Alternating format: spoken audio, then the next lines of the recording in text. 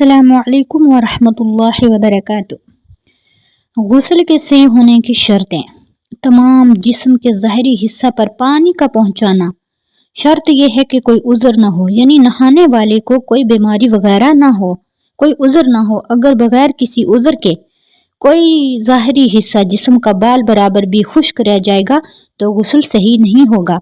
اگر نہاتے وقت کوئی بال برابر بھی حصہ جسم کا باقی خشک رہ گیا تو انسان کا غسل صحیح نہیں ہوگا۔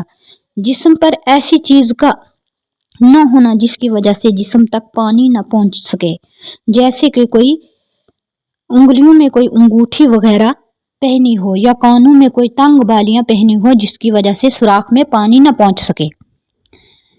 جن چیزوں سے غسل واجب ہوتا ہے ان چیزوں کا حالت غسل میں نہ ہونا۔ مسئلہ اس مطلب یہ ہے اس کا کہ اگر کوئی عورت غسل کر رہی ہے تو غسل کے اندر اس کو حیض یا نفاس ہو گیا تو اس وجہ سے اس کا غسل، کوئی عورت حیض کی حالت میں غسل کرے یا کوئی مرد منی گرنے کی حالت میں غسل کرے تو اس کا غسل صحیح نہیں ہوگا۔ اس کا مطلب یہ ہوا کہ اگر کوئی عورت غسل کر رہی ہے تو غسل کے اندر اس کو حیض آ گیا تو اس کا غسل صحیح نہیں ہے، اور اسی طرح اگر کوئی کسی مرد کی منی خارج ہو گئی غسل کرتے ہوئے تو اس کا بھی غسل صحیح نہیں ہوگا۔